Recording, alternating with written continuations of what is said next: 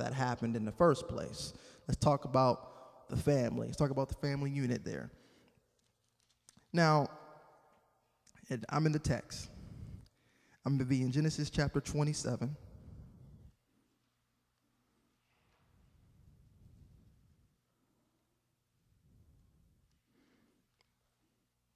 Here we go. And it simply says, 27 verse 1. Now it came about when Isaac was old and his eyes were too dim to see, that he called his older son Esau and said to him, my son. And he said to him, here I am. Isaac said, behold, now I am old, and I do not know the day of my death. Now then, please take your gear, your quiver, and your bow, and go out to the field and hunt game for me. Prepare a savory dish for me, such as I love, and bring it to me that I may eat, so that my soul may bless you before I die. Rebekah was listening while Isaac spoke to his son Esau. So when Esau went to the field to hunt for game to bring home, Rebekah said to her son Jacob, behold, I heard your father speak to your brother Esau, saying, bring me some game and prepare a savory dish for me, that I may eat and bless you in the presence of the Lord before my death. Now therefore, my son, listen to me as I command you. I'm going to stop right there. One of the things in Jewish tradition that's talked about is Isaac. And the fact that Isaac had lost his zeal for life, and more importantly, he had lost his vision.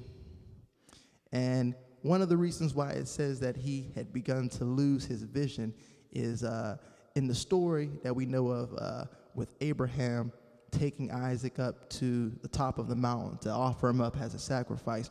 We often get a picture, in Sunday school that Isaac is just a boy going up there.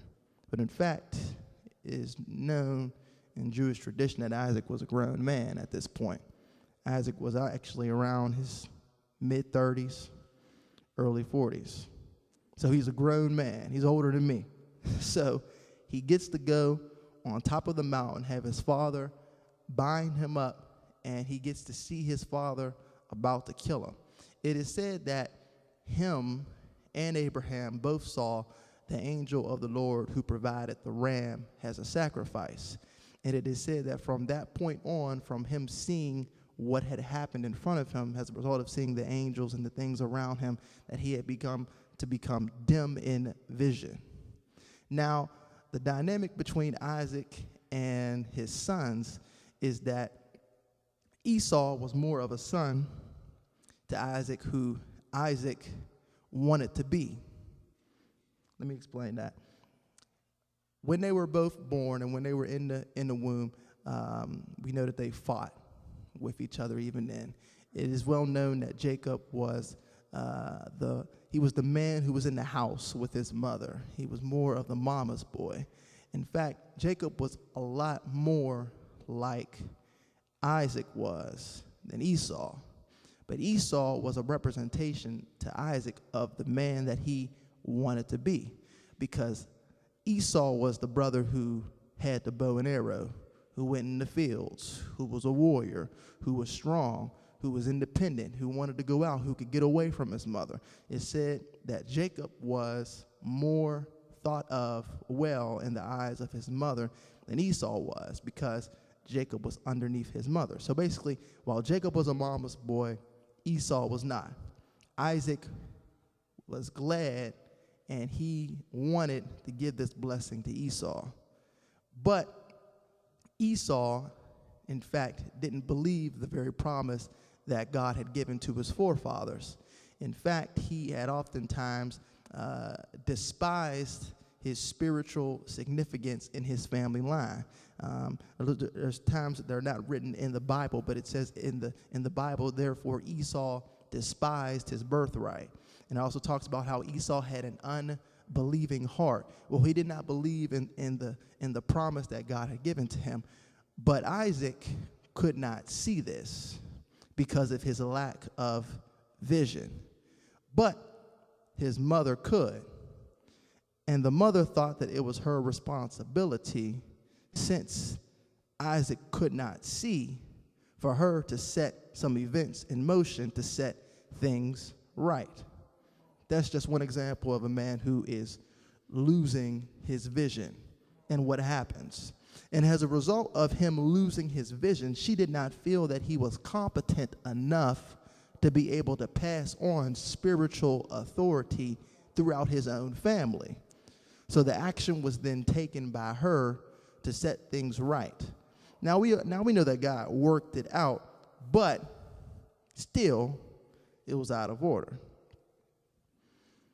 Bible merely records events. It doesn't necessarily always tell you what God thought of those events from that time, even though it was of God for Jacob to have the birthright, because the birthright was actually, there was something that was in their family that it is said. It was passed on from Adam, passed down to Shem, and it was a garment. It was a priestly garment.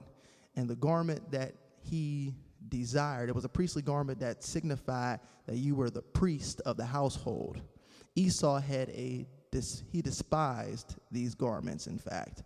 And in fact, that when it is said that she gave him garments to put on that were supposed to be Esau's, it is said that these are the garments that were given to him, the priestly garments that showed his spiritual authority or his spiritual significance in his household. Amen?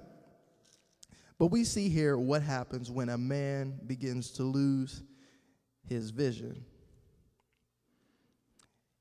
And I just want to make clear, one thing that a man has a responsibility to do before he gets a wife and before he gets married, and I'm going to get in trouble for this, is make sure that he is in the location where God has him to be.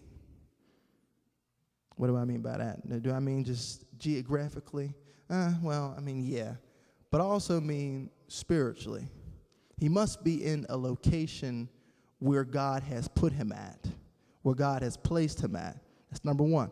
Number two, he must have the vision and the calling from God in his life. He must have something that God had told him to do, something that he was anointed to be, something that he was called to do, something that he has been gifted to work in, that God has ordained for him to be as a man.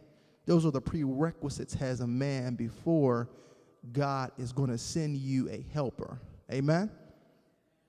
But oftentimes the problem with men is that men oftentimes go looking for a helper without something to help them with. What do you think would have happened if God would have gave Eve to Adam before he gave him the purpose of cultivating the ground? It probably would have just been sitting in the garden, chilling, doing nothing. That is how a woman becomes restless in a marriage. Because with nothing to do and nothing to thwart the efforts toward, a woman begins to try to find something to put the effort toward, because it is in a woman's nature to help do something. But when there is nothing to help to do, then a woman begins to find something to do and then tries to get the husband to come on board so that she can be a help to him doing something that she wants him to do, because he had nothing to do in the first place.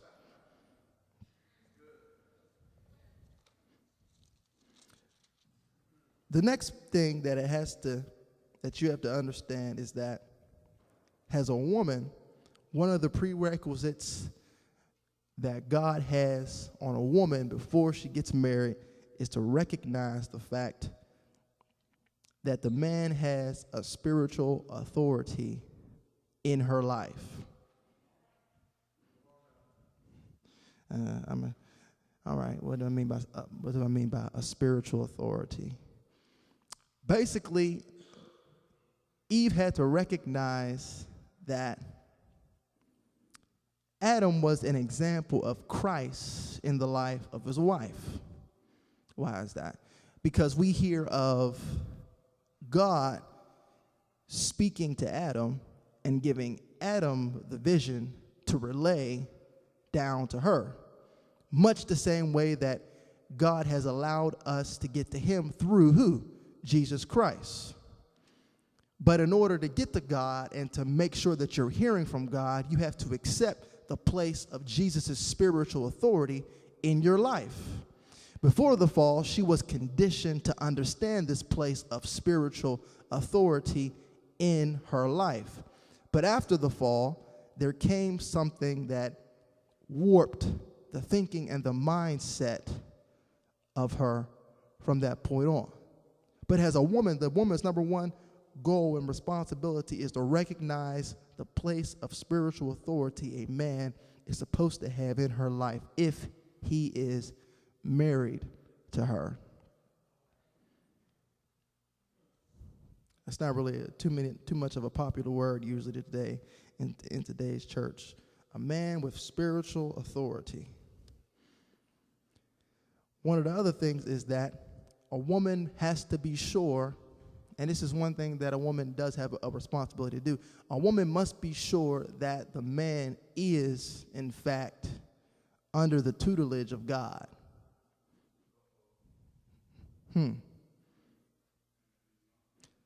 How do you know that a man is under the tutelage of God? Because when he's under the tutelage of God, God directs him and gives him a vision.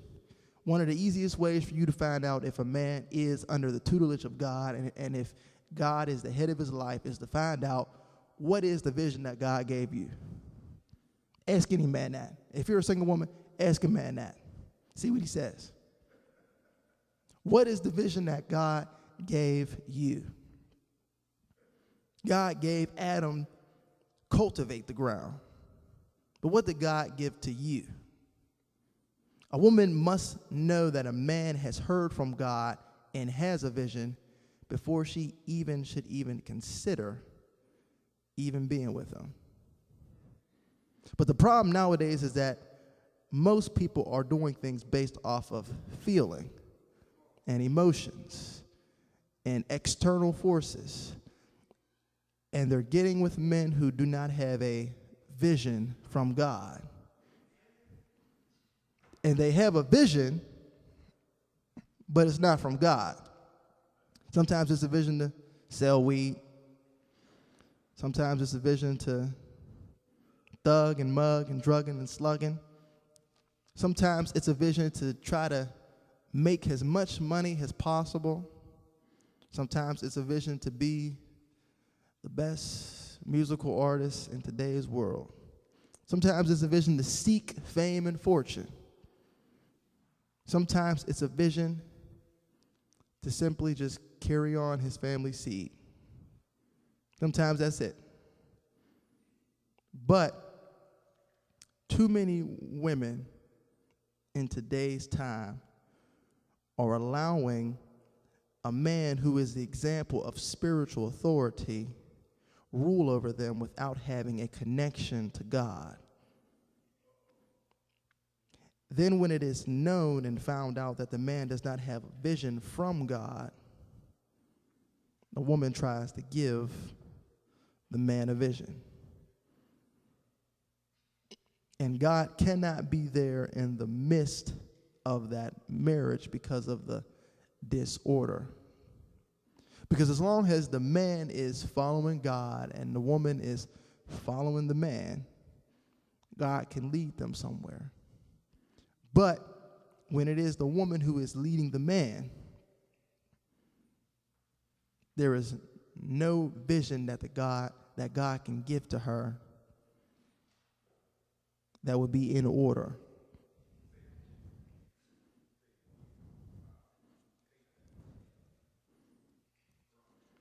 The significance of a man in marriage boils down to the relationship of Christ and the church.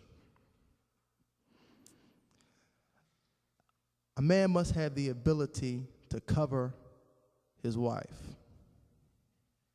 What do I mean by cover his wife?